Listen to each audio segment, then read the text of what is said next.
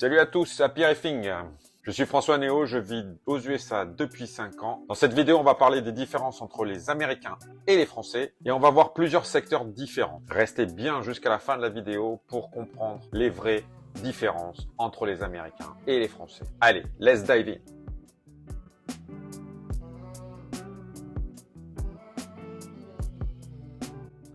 Les Américains et les Européens ont maintenant vraiment bien compris comment fonctionnent les filtrations avec une technique très souvent très proche de la technique berlinoise inventée en Allemagne. Un gros écumeur, une filtration mécanique et des apports pour les minéraux. Une petite différence que on va rencontrer aux USA par rapport à la France ou à l'Europe, ça va se faire sur la méthode d'exportation via les algues des nutriments type phosphate et nitrate. Les Américains vont souvent très utiliser un algue scrubber, ce qu'on appelle des algues scrubber. J'en utilise moi-même un de la marque Clearwater Scrubber de Josh qui me l'a gentiment fait tester. Je voulais essayer ça sur mon petit aquarium et ça fonctionne plutôt pas mal. Ça peut être un très bon élément pour enlever les nutriments dans l'eau. En France, on va plutôt utiliser des réfugiums de grande taille avec des méthodes de la méthode type Triton ou autre. Pour que les coraux se développent et grandissent de façon importante, il y a la lumière et les apports en minéraux. KH, calcium et magnésium sont les principaux paramètres à vérifier de près et sont assez utilisés des deux côtés de l'Atlantique, soit avec des tridents, soit avec des KH directors, soit avec des pompes doseuses, soit avec des réacteurs à calcaire. Il est vrai que la méthode Belling fonctionne très bien aux États-Unis, mais fonctionne aussi très bien en Europe. Et les réacteurs à calcaire des deux parties de l'Atlantique, c'est très dépendant du volume de chacun de nos aquariums. Mais dites-moi en commentaire, dans quel système de maintenance vous utilisez pour les paramètres de vos minéraux. Réacteur à calcaire ou Belling? J'attends vos commentaires. Mais parlons lumière. Pour la transformation de l'énergie lumineuse en apport de nutriments pour les coraux maintiennent des algues symbiotiques que l'on appelle les zooxanthelles. D'où le nom d'un magasin que j'ai visité à Chicago qui s'appelle Zuxae, que vous pouvez retrouver ici. Tac, j'ai mis un petit lien. Mais plus scientifiquement, comment fonctionne le processus de photosynthèse et quel est son niveau optimal? On va parler un peu plus scientifique.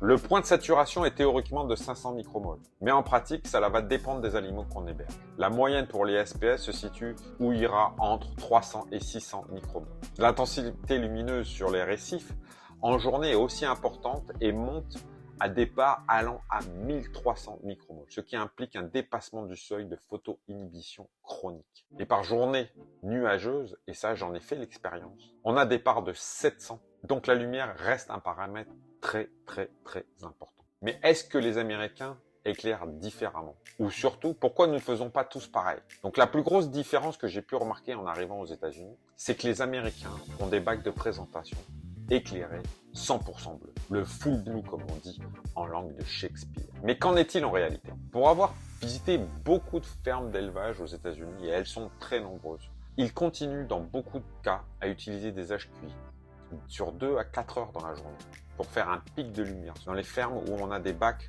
d'élevage de coraux durs type Acropora ou type Jason Fox qui éclaire énormément en bleu, où on a pu voir beaucoup de vidéos sur différentes chaînes. Mais on sait que pour utiliser énormément de bleu, ils vont utiliser avec énormément de puissance. C'est là où il y a une vraie différence entre les Français et les Américains en termes d'éclairage. Full blue. J'ai vu cette impulsion du Blue US Method. Voilà, on utilise ça. Beaucoup de magasins, beaucoup de récifalistes rajoutent des barres bleues. On va vraiment utiliser des barres bleu. Moi j'en ai voilà, des barres, la Silver Moon Reef Blue qui est ici, qui est prévu pour rajouter du bleu sur tous les aquariums, pour ajouter du par. Voilà. Et c'est important. Après, si vous utilisez, vous avez du LPS, si vous avez des zoanthus, si vous avez des coraux mous, on n'a pas besoin d'avoir autant de puissance.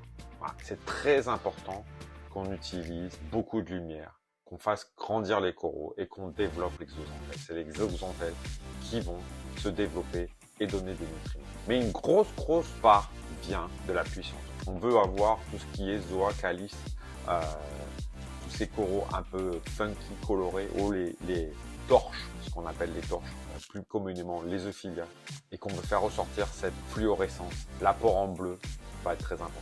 La France, les USA. J'aime beaucoup aussi quand je vois mon aquarium éclairé par les rayons du soleil où tous les coraux sont beaucoup moins fluorescents. La lumière jaune et la lumière rouge est très important. Et on va avoir une coloration beaucoup plus naturelle. Aux USA, tout le monde a ses lunettes rouges, oranges, ses filtres. Quand vous rentrez souvent à l'entrée du salon, on vous offre une paire de lunettes orange. Tout est dans le noir, plus personne ne se voit, mais on voit les coraux ultra fluo. Maintenant, pour faire croître les coraux, pour les développer, pour développer cette couleur, pour faire le cooking, c'est vrai qu'il est important d'avoir un très beau par et de faire monter ce par de façon progressive et de développer des couleurs. Un corail peut avoir différentes couleurs dans différents aquariums en ayant la même espèce. La deuxième grosse différence que j'ai vue aux États-Unis, et ça je pense que c'est très typique des Américains, la nourriture. Mais ils nourrissent. Donc imaginez que s'ils mangent énormément, les Américains nourrissent énormément leurs aquariums. Avec du plancton sec, du plancton liquide, du zooplancton, du phytoplancton. Il y a énormément de marques qui distribuent. On en trouve dans toutes les marques, dans toutes les formes, avec souvent des abonnements. Vous recevez tous les mois votre nourriture à domicile. La nourriture. Alors je sais, en France, c'est une polémique aussi. On nourrit pas, on essaye de pas faire monter les nitrates, on essaye de pas faire monter les nutriments. On n'utilise pas telle ou telle nourriture parce qu'elle fait monter les nitrates. Ou vous utilisez une nourriture que votre serviteur vous vend avec des taux de nutriments très faibles, que ce soit Elos, que ce soit la François Néo Food, on choisit la nourriture. Je pousse la nourriture. J'ai eu beaucoup d'arguments sur les forums français avec des gens qui disaient ça sert à rien de nourrir, il faut pas nourrir, ça sert à rien de nourrir. Je suis pas d'accord. Même si vous utilisez des méthodes telles type Triton ou Moonshiner, vous allez nourrir. Je pense que c'est très important. Ce que ça va apporter, c'est ça va apporter beaucoup d'énergie au corail qui va pouvoir se développer plus rapidement et qui va utiliser moins d'énergie pour sa croissance et va pouvoir utiliser cette énergie pour faire de la couleur. Créer de la couleur, ça prend énormément d'énergie au corail. La nourriture, facteur numéro 2, très important. Mais qu'est-ce que ça implique de nourrir beaucoup? Comme je l'ai dit, ça fait monter les nitrates, ça fait monter les phosphates, sauf si on utilise du Elos ou si on utilise de la François Néo Food. La troisième grosse différence que moi j'ai vue aux États-Unis par rapport au marché européen, c'est les volumes de changement d'eau, les changements d'eau. Les Américains font énormément de changements d'eau. C'est colossal les volumes de sel vendus, les volumes d'eau traitée. On exporte via la filtration, les gros écumeurs, le marine pur, la filtration. Mais la filtration, on a tous compris comment ça fonctionne. La lumière, plus bleu pour les Américains, plus blanc pour les Européens. Bien que les Européens, de plus en plus, vont vers des couleurs plus bleues. Mais la majorité des Américains font des changements d'eau. C'est un pays énorme. Il y a des volumes de sel traités énormes. Mais à la contrepartie, pour avoir une bonne qualité d'eau de mer, il vous faut une bonne qualité d'eau douce. Donc, il vous faut traiter l'eau du robinet. Et là aussi, c'est une grosse différence. Ce que j'ai pu, et ce qui m'a beaucoup choqué et beaucoup impressionné, c'est la taille des osmoseurs américains. 5, 6, 7, 8 étages. Des fois, 2 osmoseurs les uns derrière les autres pour avoir de l'eau. Alors, c'est vrai, les Américains sont pas très respectueux de l'environnement et ils ont de l'eau du robinet de qualité. Alors pour les aquariums, c'est quand même mieux de filtrer l'eau avec des osmoseurs, des marques comme Spectra Pure, des Arca. Ce qui est important avec les changements d'eau, c'est que vous apportez des éléments minéraux dans l'aquarium et vous en exportez aussi énormément. Les volumes de changement d'eau aux États-Unis vont souvent être proches de 20 à 25% du volume général de l'aquarium par semaine. En conclusion, quelle est la big différence entre les États-Unis et l'Europe et la France? Et qu'est-ce qu'il faut pour un bel aquarium? Une lumière forte, un nourrissage important, une exportation des nutriments et de bons résultats. Que vous soyez un reefer ou un récifaliste français, on arrive au même résultat avec des techniques assez proches les unes des autres. L'énorme différence et l'ultime différence, c'est le prix de vente des animaux. Le volume de vente, le volume de magasins, le volume de petits particuliers qui va vendre ses coraux, l'élevage dans son jardin, dans son garage, dans son entrepôt. Tout le monde a des cubes d'élevage dans son garage, ce qu'on appelle des side jobs pour gagner un petit peu d'argent. Mais la grosse différence, c'est qu'il n'y a pas ou très peu de chute des prix. Il y a une qualité de produit, une qualité de prix qui fait que les prix sont assez hauts. Chaque magasin a beaucoup de salariés, donc fait vivre beaucoup de gens. C'est une industrie très prospère aux États-Unis, très efficace, très dynamique, beaucoup de shows parce que les gens veulent vendre leur production. Ils ont besoin d'aller dans les shows pour vendre leur production. Mais ils n'y vont pas pour les vendre à 5 euros, ils y vont pour les vendre à 30 euros. Donc, Oui, les Américains gagnent plus d'argent parce qu'ils dépensent plus d'argent. La grosse différence, c'est les marges développées par la vente. Ça implique un marché dynamique, ça implique des salariés, ça implique des gens qui vivent de leur passion, ça implique des gens qui développent des techniques, ça implique d'avoir plus d'intervenants sur le marché, plus de concurrence aussi.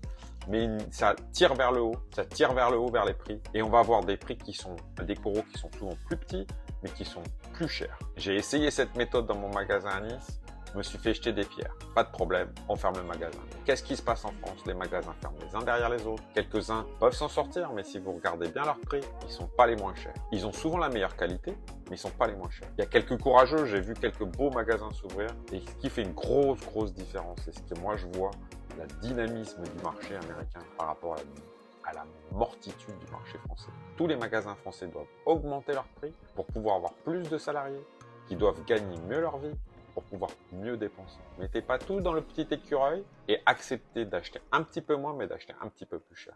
Et je pense que tout le monde pourra s'en sortir. Bien sûr, il y en a qui feront des abus, mais ça, c'est la vie. Ça, c'est la grosse différence entre les États-Unis et la France. Dans une prochaine vidéo, justement, on parlera de comment faire un aquarium simple, back to the basic, retour aux sources, des aquariums simples avec des filtrations simples, des animaux simples et des règles de base pour pas avoir un aquarium énorme, machine de guerre qui coûte très cher. On peut se satisfaire avec des zoanthus, on peut se satisfaire avec des coraux mous et on peut faire un très joli bac, quelques LPS, sans forcément faire des acroporas. Moi, j'adore les acroporas, mais je me plains pas d'avoir beaucoup de lumière. Merci beaucoup d'avoir suivi cette vidéo. Pensez à vous abonner, à subscribe, à commenter.